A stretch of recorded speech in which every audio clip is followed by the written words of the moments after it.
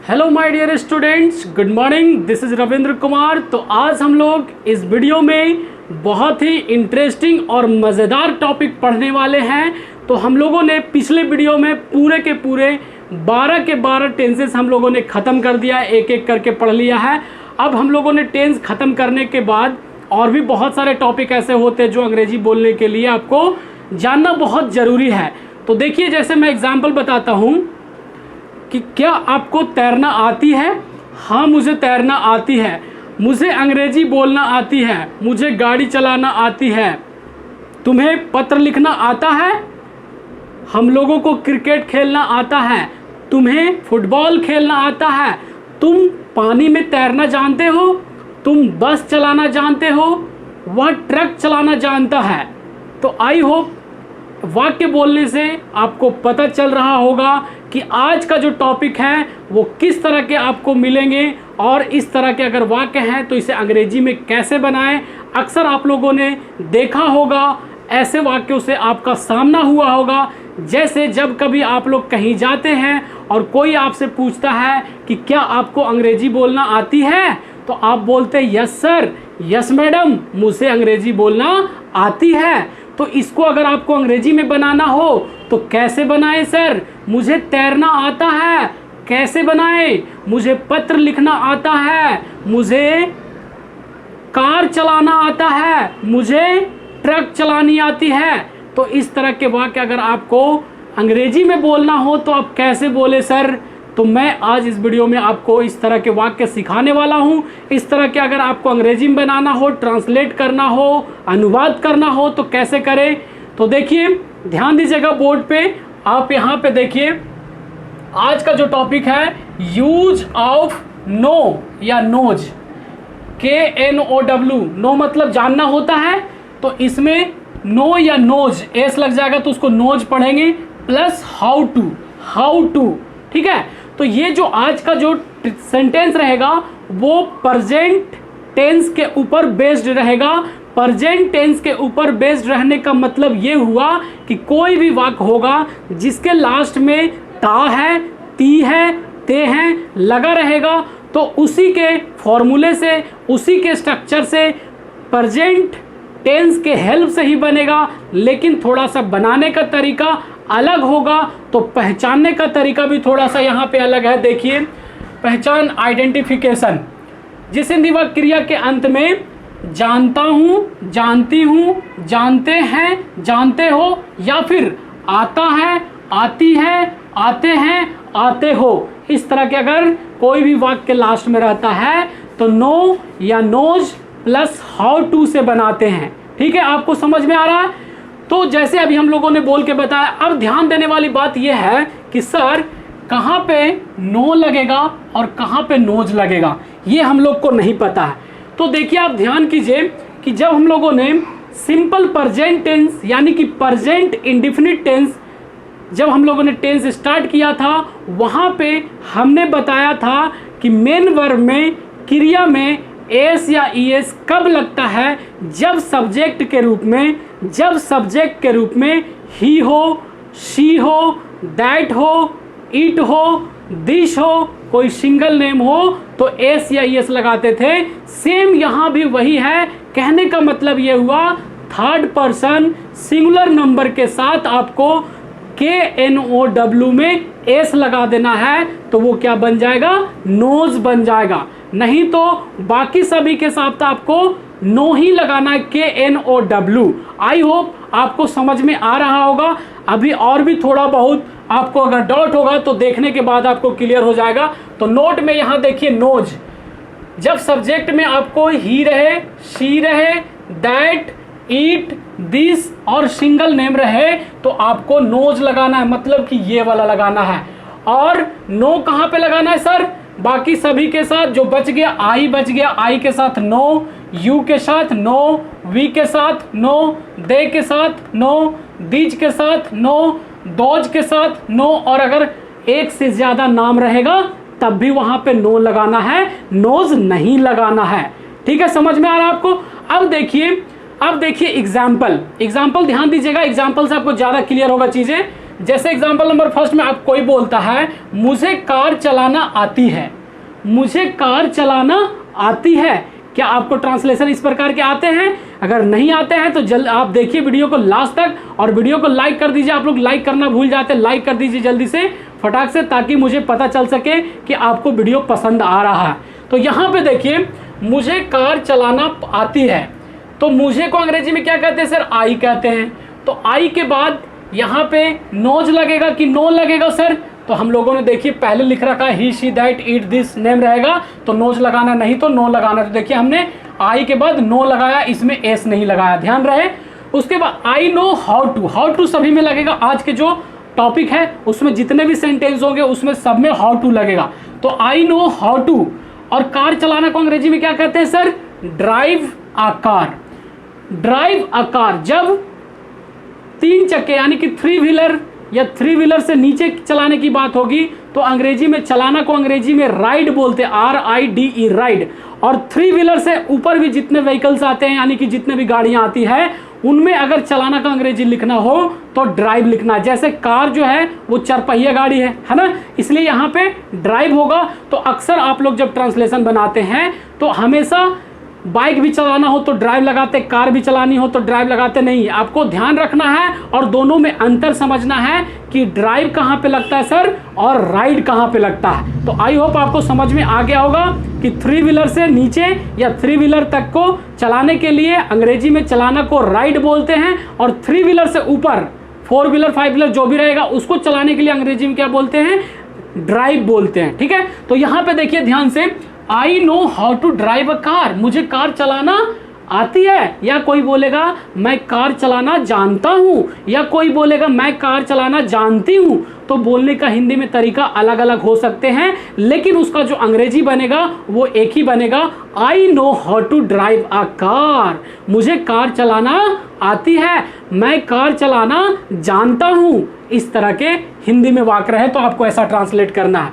Second number example देखिए, हम लोग को यहाँ पे को भी रहेगा, हम लोग को खाना पकाना, हम लोग खाना पकाना जानते हैं, को नहीं रहेगा। ठीक है, हिंदी में वाक्य सही लिखा हुआ है, सुटेबल बैठ रहा, देखिए आप या ध्यान से।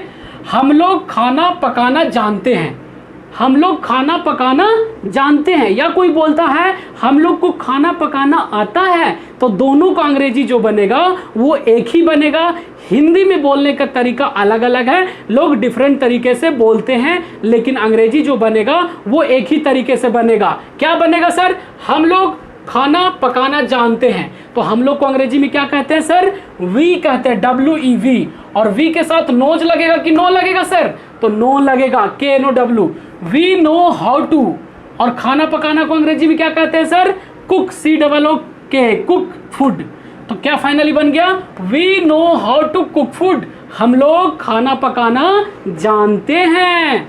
नेक्स्ट देखिए, थर्ड नंबर एग्जांपल, उसे तैरना आता है, उसे तैरना आता है या वह तैरना जानता है। आप हिंदी में अलग अलग तरीके से बोल सकते हैं, लेकिन जो अंग्रेजी बनेगा वो एक ही बनेगा।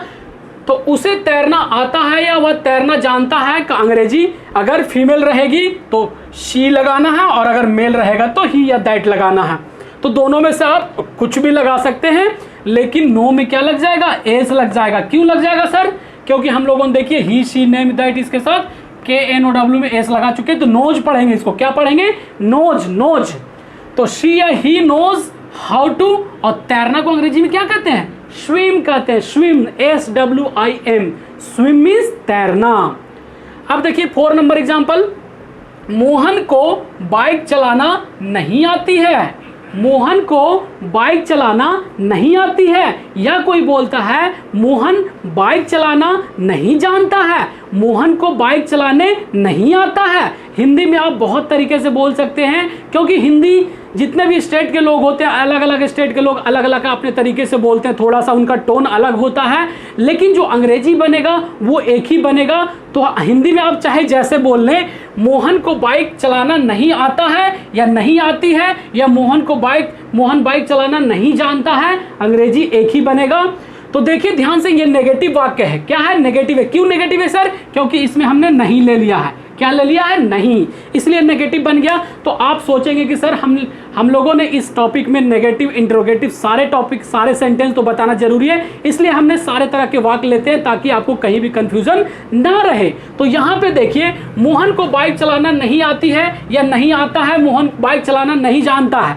तो मोहन, और हम लोग याद कीजिए कि जब सिंपल प्रेजेंट टेंस पढ़ रहे थे, टेंस की जब शुरुआत किए थे, तो वहां पे जब नेगेटिव वाला वाक्य बनाते थे तो वहां पे डज नॉट और डू नॉट का प्रयोग करते थे। सेम यहां भी वही चीज का प्रयोग करना है, कुछ अलग चीज नहीं है। अब आपके दिमाग में आ रहा होगा कि सर सिंपल प्रेजेंट टेंस को यहाँ पे क्यों रिलेट कर रहे हैं, क्योंकि वहां भी जिस हिंदी वाक्य क्रिया के अंत में ता है, ती है, ते है लगा था, यहां भी तो वही चीज लग रहा है ना। इसलिए जितने भी सेंटेंस है वो सिंपल प्रेजेंट टेंस के अंडर है, बस थोड़ा सा बनाने का नियम और तरीका अलग है, ठीक है। इसलिए यहाँ पे नेगेटिव, इंट्रोगेटिव या फिर WH के जो सेंटेंस होंगे उसमें डू नॉट या डज नॉट का प्रयोग होगा। और आप भली भांति जानते हैं कि डू नॉट कहाँ पे प्रयोग करते हैं और डज नॉट कहाँ पे प्रयोग करते हैं। अगर इसमें थोड़ा बहुत आपको दिक्कत है, आप विस्तार से जानना चाहते हैं और भी अच्छे तरीके से जानना चाहते हैं, तो आप सिंपल प्रेजेंट टेंस यूट्यूब पे ER रविंद्र सर सर्च करें और प्लेलिस्ट में जाकर के आप वहां से इंग्लिश में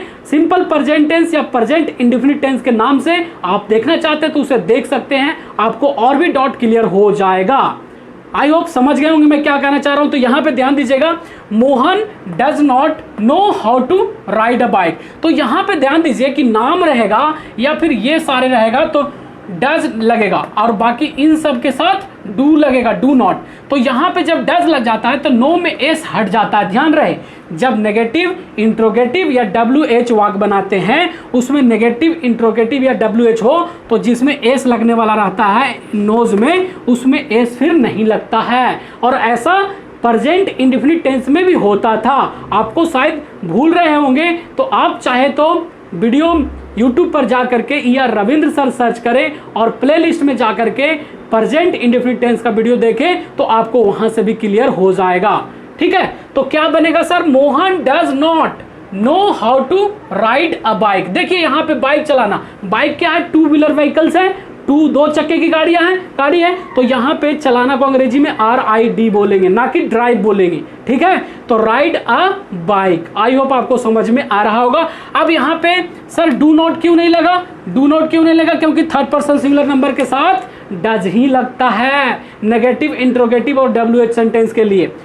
5th नंबर एग्जाम्पल में देखिए, इंट्रोगेटिव सेंटेंस हमने लिया, क्या तुम्हें रोटी पकाना आती है या क्या तुम्हें रोटी पकाना आता है, क्या तुम रोटी पकाना जानते हो। हिंदी में किसी भी तरह के सेंटेंस हो सकते हैं, लेकिन उसका अंग्रेजी जो बनेगा वो एक ही बनेगा। स्टूडेंट क्या बनेगा, देखिए, क्या तुम्हें रोटी पकाना आती है, क्या तुम रोटी पकाना जानते हो, तो डू पहले लग जाएगा, यू के साथ डू लगता है, डज नहीं लगता है। तो do you know how to cook bread. Cook bread, cook मतलब पकाना और ब्रेड का मतलब रोटी। यहाँ पे चाहे तो आप रोटी को अंग्रेजी में चपाती भी लिख सकते हैं, क्या, चपाती। और यहाँ पे cook in the sense make भी लगा सकते हैं, मेक मतलब पकाना या बनाना भी होता है, तो आप ये भी लिखेंगे। अगर कुक के जगह मेक लिखें और ब्रेड के जगह चपाती भी लिखेंगे तब भी सही है और ये भी सही है, आपकी मर्जी, आप दोनों में से कोई भी लिख सकते हैं। 6 नंबर एग्जाम्पल में देखिए, मुझे गाना गाना आती है या मैं गाना गाना जानता हूं, मुझे गीत गाना आती है। इस तरह के अगर हिंदी में भी हो तो अंग्रेजी वही बनेगा। तो मुझे को अंग्रेजी में क्या कहते हैं सर, आई के साथ नोज लगेगा कि नो लगेगा सर, नो लगेगा। तो I know how to sing a song. Sing a song मतलब गाना गाना। 7 नंबर एग्जाम्पल में देखिए, वह अंग्रेजी बोलना जानती है, वह अंग्रेजी बोलना जानती है। वह को अंग्रेजी यहाँ पे क्या हो जाएगा, शी हो जाएगा, ही मिस्टेक से नहीं लगाना है। तो शी नोज, इसमें एस भी आ गया, third person singular number subject में देखिए शी के साथ नोज लगता है, तो इसलिए सी के साथ यहाँ पे क्या आ गया, knows. She knows how to speak English. वह अंग्रेजी बोलना जानती है या उसे अंग्रेजी बोलना आता है, उसे अंग्रेजी बोलना या बोलनी आती है, जो भी आप चाहे बोल सकते हैं।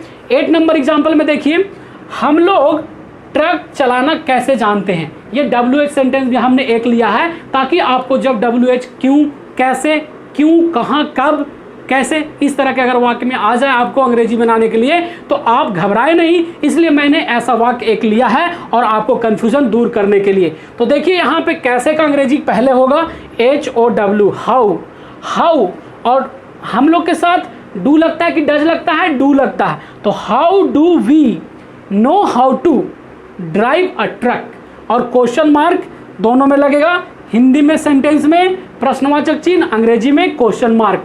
आई होप आपने 8 के 8 एग्जाम्पल देखे हैं, सभी एग्जाम्पल एक दूसरे से डिफरेंट है और समझने के लिए पर्याप्त है, इनफ है। तो आई होप ये वीडियो देखने के बाद आपको समझ में आ गया होगा। यदि वीडियो पसंद आ रहा है तो वीडियो को जल्दी से लाइक करिए, कमेंट करके बताइए कि आपको ये टॉपिक कैसा लगा और अंग्रेजी बोलने में मज़ा आ रहा है या नहीं है वीडियो देखने के बाद। तो कुछ मैं एज अ होमवर्क देता हूँ आपको, कमेंट बॉक्स में कमेंट करके बताना है इस वीडियो को देखने के बाद, कॉपी में नोट करें, अच्छे तरीके से समझें और इस पे कुछ ट्रांसलेशन बनाएं, तभी आपको जा करके कुछ ना कुछ रिवीजन होगा और आप आगे बढ़ पाएंगे। ठीक है, ऐसा ना हो कि खाली वीडियो आपने देख लिया, आप प्रैक्टिस नहीं करेंगे तो आपको अंग्रेजी बोलने नहीं आ सकता है। तो इसलिए वीडियो को बार बार देखें और कॉपी में नोट करें, बनाने की कोशिश करें, प्रैक्टिस करें, कमेंट करके बताएं कि आपसे इस तरह के वाक्य बन रहा है या नहीं। तो मैं कुछ हिंदी में वाक्य आपको देता हूं, उसे आपको ट्रांसलेट करके कमेंट बॉक्स में बताना है